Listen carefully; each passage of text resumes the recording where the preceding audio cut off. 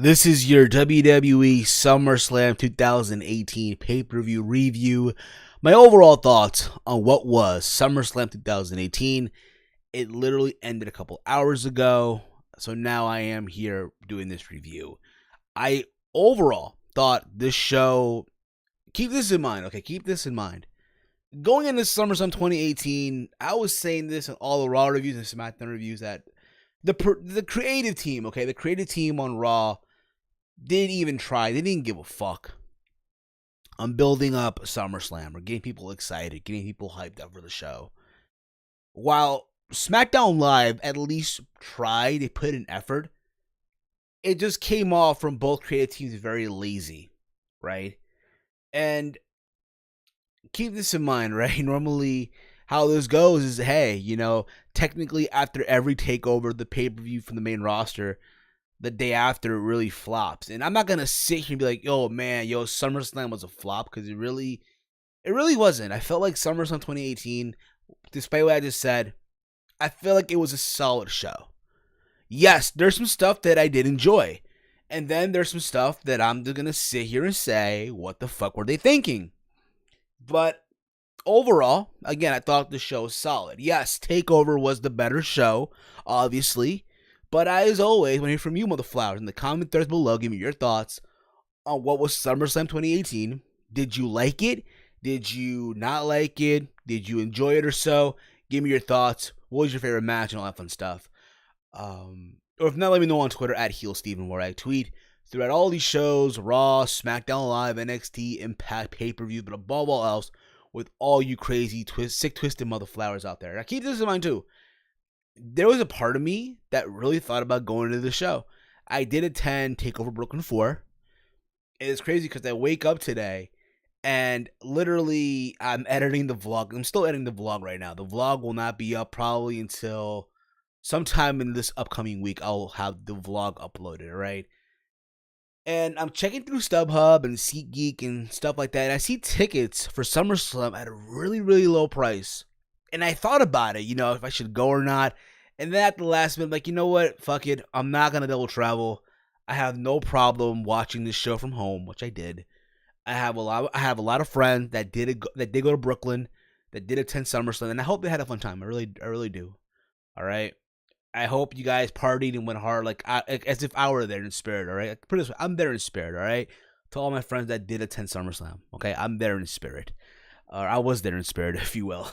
So the show kicked off with the kickoff, right? The kickoff show, which I did watch. The first match on the kickoff show was Andrade Cien and Zelina Vega versus Lana and Rusev. I thought this match, honestly, was just there. Keep this in mind. I'm going to say this right now, and I'm going to keep on saying it. Andrade Cien, hell, even Rusev, they both deserve better than this. Andrade Cien, when you think about it, right, is coming off, in my opinion, from having the match of the year with Johnny Gargano in NXT. Right? But yet you bring him in. It's one thing if you have his first pay-per-view on the main roster be on the kickoff show against Sin Cara. That's fine. But 2 in a row, especially being SummerSlam. Guys, listen, I'm happy that he was on the SummerSlam card in some way, fine and dandy. But come on, bruh. You don't put this guy on the fucking kickoff show. You just don't. And even Rusev, Rusev at Extreme Rules was fucking wrestling for the WWE title. The month after on SummerSlam, he was on the fucking kickoff show. And the match, for what it was, again, it was there. Not really my cup of tea. You think about it, these weeks leading up to this match, you had Lana losing to Zelina Vega. Before the match even took place, Aiden English offered to accompany Rusev and Lana, and Rusev said no, stay in the back. The match literally ended with Lana being distracted by Andrade Cien, where she literally slapped him. And then Vega rolled her up and used literally the help of the top rope for leverage for the win. So once again, Andrade Cien and Zelina Vega get the win. Literally, and I personally thought that Lana and Rusev today were going to get the win, but it didn't happen. We'll see where they go from here. We'll see. But again, both Lana and both Rusev and Andrade deserve better than this. We then go on to the Cruiserweight Championship match. We had Cedric Alexander defending the championship versus Drew Gulak. I thought this match was okay. I know a lot of folks were saying, oh, this was corny, all the hell you want. I personally thought that Drew Gulak was going to win. Like if you look at this match was mostly Drew offensively. Most of the offense was from Drew, and at the end of it all, like yeah, Drew locks in the gulag, and Cedric finds a way to escape, and they do this whole thing where again, literally Alexander retained, literally through a series of roll ups, and I personally thought again that Drew Gulak was gonna win. Because you think about it too, Cedric Alexander has held on to this title now for a while, ever since WrestleMania. It's like it's time for someone else to finally hold on to this title. The question is now who, right? You thought it would be Buddy Murphy, right? It didn't happen. Mustafa Ali, no. Hideo Itami, no. I guess now you probably do Leo Rush. Have Leo Rush be the guy. We'll see. Or if maybe, just maybe, you know what? Like I predict, coming up this Tuesday on 205 Live, Johnny Gargano makes his 205 Live debut and takes the title away from Cedric Alexander. I'm calling it right now, Motherflowers. You heard it here first, okay? We then go on to the Raw Tag Team Championship match. The B Team versus the Revival. The less I say about this, the better.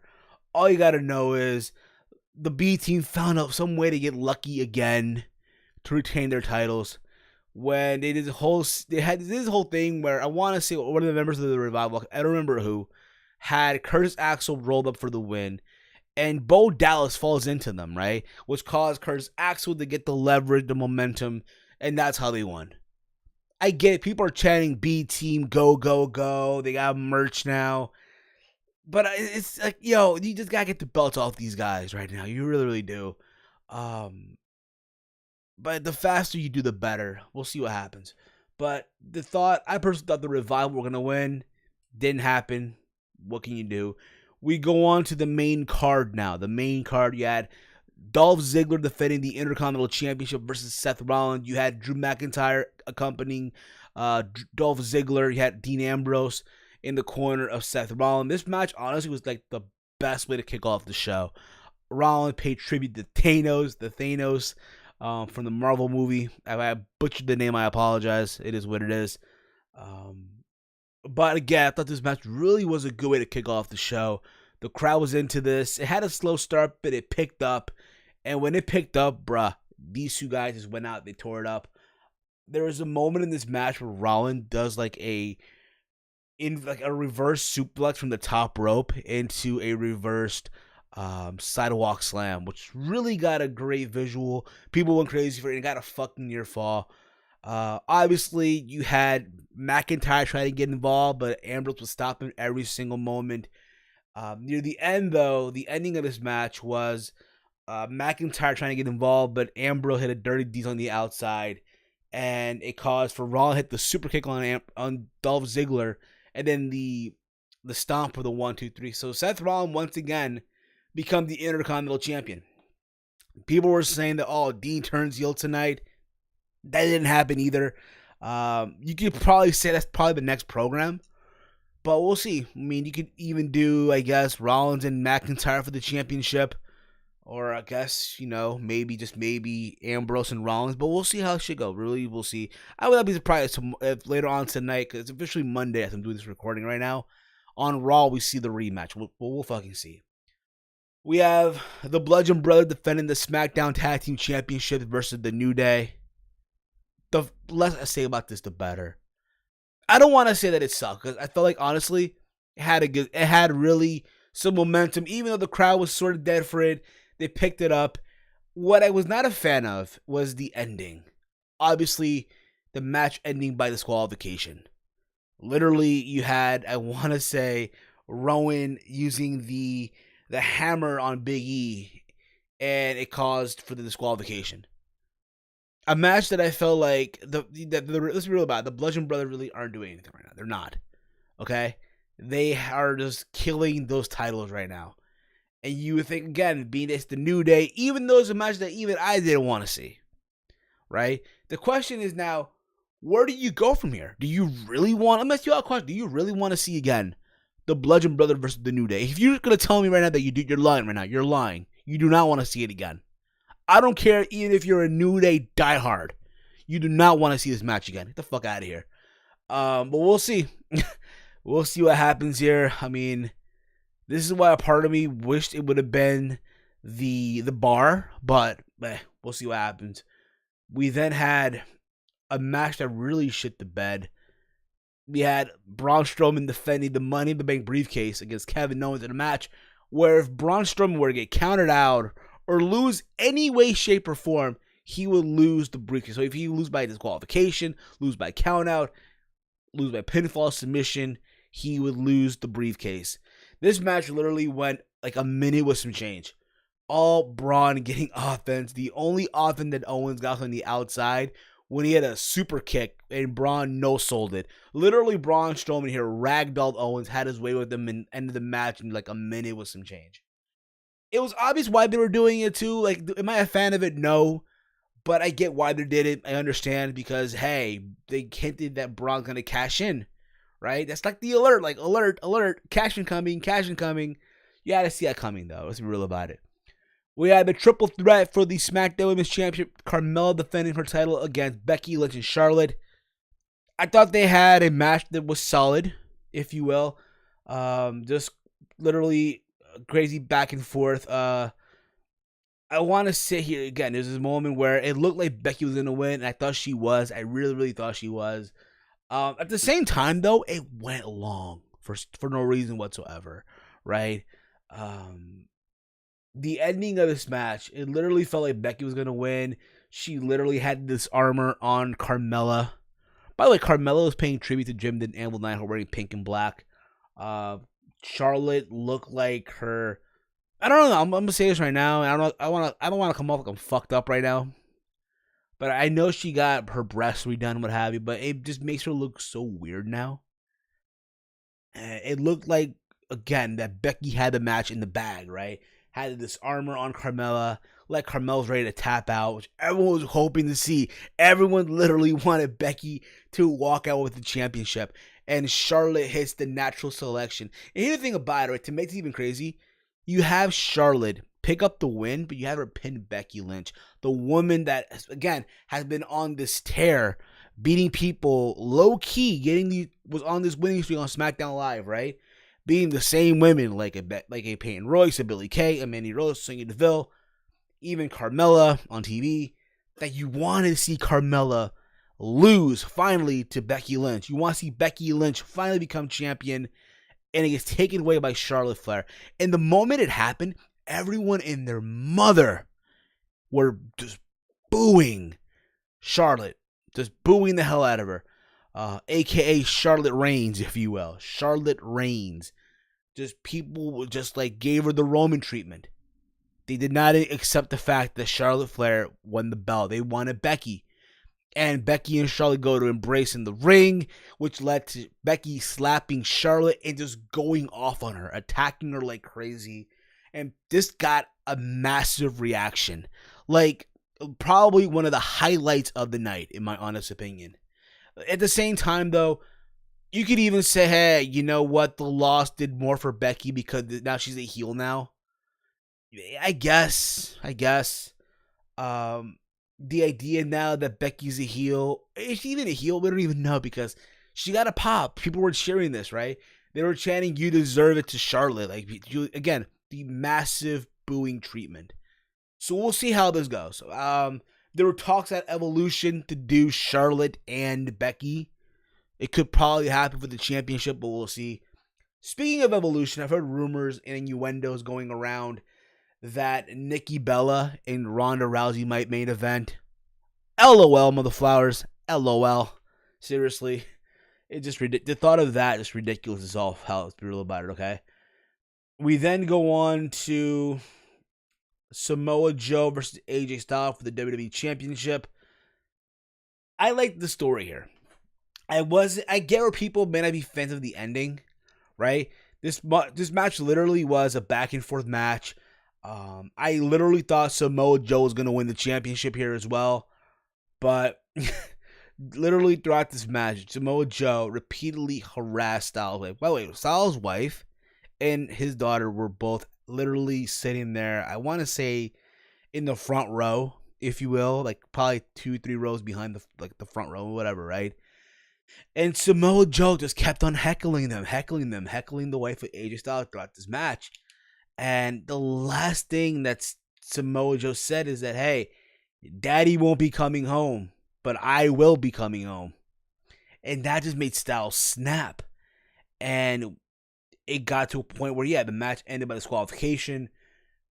Again, I get what people are not a fan of it because, again, you had the Bludgeon Brothers end their match by DQ, and now they're having the WWE Championship match end by DQ. But at the same time, it's building on to the story. It's building on to the story, and you know what? I have no problem with this match being now inside a Hell in a Cell. I'm all for it. I think right there's where Joe wins the championship. But again, this is more to progress the story of Joe and AJ Styles. There was a moment in this match too where it looked like AJ Styles, AJ Styles hit the Styles clock on Samoa Joe. At first, while watching, I thought that Joe hit his literally hurt his neck. Joe teased the muscle buster, didn't happen. But again, end of disqualification, and we'll see where they go from here.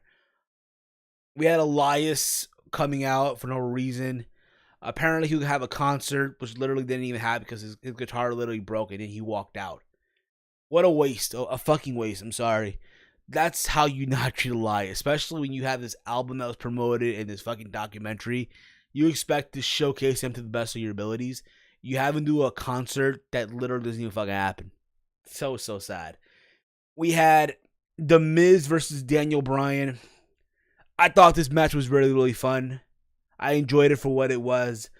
Again, the build up to this match, 8 years in the making. The story just wrote itself. Bryan wore literally Seahawks gear. Apparently, he was supposed to wear that gear at WrestleMania, but it never really came about because apparently it didn't arrive in time, what have you. But again, I thought this match was really, really good. Just back and forth. Miz tried to do the 8 kicks and all that, and Bryan did it as well. Just crazy back and forth sequences here. It's crazy because literally, there's a moment where Bryan started just literally beating the hell out of the literally beating the shit out of him. Right? It looked like he tagged Miz for real. Right? It's funny too because Miz also was screaming at Bryan, "Look at this, a wrestling move." He had a cravat. Right? A wrestling move. I'm a better wrestler than you and shit like that. Right? And I think everyone thought Bryan was gonna win. I personally thought Miz as this match went on. And it was crazy because Maurice was literally in the front row. And throughout this whole thing, I guess Bryan pushes Miz into the barricade, literally in front of his wife. And Maurice hands over to Miz a pair of brass knucks. And this led to Miz hitting Bryan with the brass knucks and just literally pinning him for the 1, 2, 3. And here's the thing about it. This, I feel like, is not the end. This is more the follow-up to the story. Now, there have been rumors of how Bryan not resigning yet, or he has resigned. We don't even know. But I think he already did. I think what needs to happen down the road is Miz needs to be WWE champion. Right? And Bryan wins the Royal Rumble.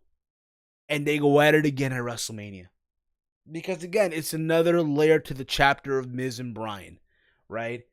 And we'll see how that goes. We'll fucking see. You can even tell that they're might be even planting the seeds for a Maurice Brie Bella match. Because, again, the Bella twins were in the building for this show. They talked about how they're going to be at ringside or in the front row to watch Ronda Rousey versus Alexa Bliss. And there's the thing backstage where Bryan was mad and Brie reminded him why he's back and to fight for his dream. So again, they're probably hinting that it's probably going to be Brie Bella versus Maurice. I'm just looking forward to seeing Monroe Sky versus Birdie. I'm looking forward to that match down the road years from now. Imagine that family again, the Mizanins versus the fucking Danielsons. I'm telling you right now, that's going to be the saga in WWE as years go on. We had Baron Corbin, the Constable Baron Corbin, versus Finn Balor, but it ended up being the Demon. The Demon returned. They dimmed the lights down, and literally the Demon showed up. Finally, it was cool. At the same time, it made sense. You can think about it too, right? You're in Brooklyn, right? Every single time Balor showed up, he was the Demon. So they did the whole thing where Corbin wasn't ready for this. He wasn't prepared. And literally just a squash match where literally Balor winning in like a minute with some change. Made sense too because, again, it's the Demon, right? Demon, the whole idea is that Corbin wasn't ready. So for one time in a long time, it's cool to see the Demon again. But it was short. I understand. It got the point across. We then had the U.S. Championship match. Nakamura defending the championship against Jeff Hardy. Thought this match was okay. It didn't go long for what it was. It was there. It's kind of crazy when you think about it that the WWE title goes on before the U.S. title, right? Who the fuck would have thought of that? But hey, worse things have happened in the past, okay? Hardy attempted a swanton bomb from the top rope and literally from the top of the ring post onto the apron, but Nakamura literally moved out of the way, and Nakamura was able to finish off Hardy with a Kinshasa. And after this, right, so yeah, Nakamura retained the championship, and Randy Orton comes out, right? Keep this in mind, Orton was not even booked on the show. Like, literally, nor was Orton, nor was Ember Moon, nor was Sasha, nor was Bayley, nor was Asuka, right? Or Ruby Riott. They'll probably be on Raw, but we'll see. So, Orton comes out, and it looked like he's about to attack Jeff Hardy again. He makes his way halfway, then walks back like nothing fucking happened. Like, he's like, fuck it, I'm not doing this shit no more. Maybe, just maybe, he didn't, shake anybody's hand. Or wash his hands for that, but we'll see. We then had the Raw Women's Championship match. Alexa Bliss defending the Raw Women's Championship versus Ronda Rousey. The most anticipated match in WWE Women's history, if you will, so they said. Either thing about it, okay? I have no problem with the match. You knew going in that Ronda was going to win. My only critique, again, is just like with the match with Alicia Fox. The match went too long for a Ronda Rousey match. I get it. It's WWE. It's not UFC. All right. You're not going to have Ronda win in like 30 seconds. I get that. But the way they built this shit up, right? Ronda was supposed to squash Alexa, which she did. I get that, right? They did this whole visual where Ronda cranked on the arm of Alexa Bliss, and it looked like literally the arm was dislocated. Alexa Bliss was screaming in excruciating pain. Literally had like zero offense, barely any offense on Ronda Rousey. And it ended up with, again, Ronda Rousey locking in the armbar where Alexa tapped out. Keep this in mind too, Natalya was at ringside for this match as well. She wore her father's jacket that apparently Jim the Anvil Neidhart wore in 1990 at SummerSlam when the Hart Foundation won the tag titles back in the day. So that was cool to see. So Ronda is now the new Raw Women's Champion. And I guarantee you right now, all you fucks that were cheering for Ronda you're going to hate her. You guys are going to despise Ronda Rousey. You guys down the road are going to give Ronda Rousey the Roman Reigns treatment. I'm calling it right now. It's going to happen. So Ronda wins. The Bella Twins come out and they celebrate with Ronda. So does Natty. Ronda Rousey goes on to celebrate with her husband Travis Brown. Again, it was cool to see, Ronda dedicate the match to Jim the Anvil Neidhart and Roddy Piper. Cool to see as well. But we'll see where this reign goes. We'll see where this goes down the road. But nonetheless, I'm calling it right now. You all are gonna hate this at the end of the fucking day. Again, there were talks of Nikki Bella versus Ronda Rousey at Evolution. I hope not. I really, really don't. Like, even the idea of Alexa Bliss versus Trish Stratus, like, nothing against Alexa Bliss. Because I know there's those that are fans of Alexa Bliss. But there's better women that should come before her that should be challenging Trish Stratus at that pay-per-view. Like Sasha, Becky, and Asuka. Hell, even a Mickie James. But that's my opinion. We then go on to the main event. Because, of course, this shit main evented the show. You had Brock Lesnar defending the Universal title versus Roman Reigns. And one of their many, many matches. Before the match even starts, Braun Strowman comes out. And he announced that he'll cash in his Money in the Bank briefcase as the winner. He's like, I'm not going to do like any other coward in the past. And wait at the end when my opponent has his back turned and shit. He's going to do it after the match is over, right? And the match begins, and Roman does like 3 Superman punches, 2 spears, and then at the 3rd spear, Brock goes in for the guillotine choke, which literally wore Roman out. Brock did like 2 or 3 suplexes on Roman Reigns. They did this whole thing again where Braun is literally outside the ring, and Roman goes for a spear, but Brock counters it and tosses Roman into Braun. And Braun gets involved where Brock F5s Braun Strowman. And then he proceeds to attack Braun Strowman with the Money in the Bank briefcase. Let's be real about it, though. The reason why Braun came out is so they can literally block the crowd from hijacking the show. Let's be real about it, right? If Braun Strowman was not there, people would have been chanting, catch the subway or beat the traffic or boring chants. Yeah, Grant, they were chanting, you both suck, you both suck, you both suck. But when it was all said and done, it was funny too, because then Lesnar proceeded to toss the briefcase far, far away so Braun couldn't even cash in, which was funny. It was funny as all hell, right? But the match was all said and done. Roman Reigns gets the win. Finally, he hits a spear on Brock Lesnar to become the champion, and there's no cash in. So Roman Reigns finally slays the beast. What was supposed to happen at WrestleMania 34? What was supposed to... No, I take that back. What was supposed to happen at WrestleMania 31, right? But it did happen because a lot of people were not happy. A lot of these Bullet Club shirt wearing, too sweet giving fucks out there were not happy with it, right? What was supposed to happen at WrestleMania 34 didn't happen either. What was supposed to happen in Saudi Arabia finally happens tonight. And it's morning again, Mother Flowers, in WWE.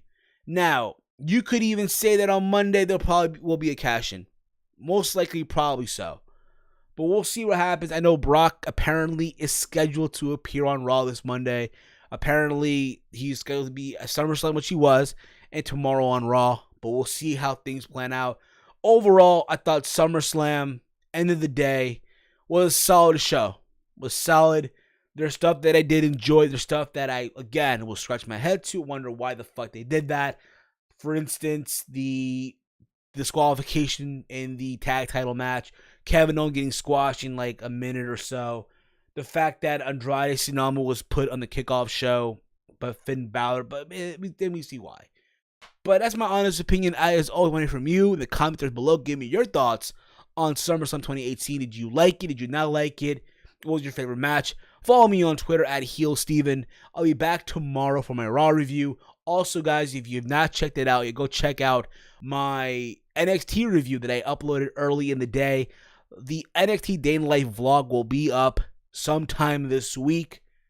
And before I wrap up, I want to give a big thank you to the homie himself, Salrex, for the awesome overlay that you see, layout that you see here, the overlay and the thumbnail that he's done. Again, if you are a YouTuber, a podcaster out there, you want awesome layouts, overlays, graphics done for your YouTube channel, your podcast, hit him up on Twitter at @officialsalrex.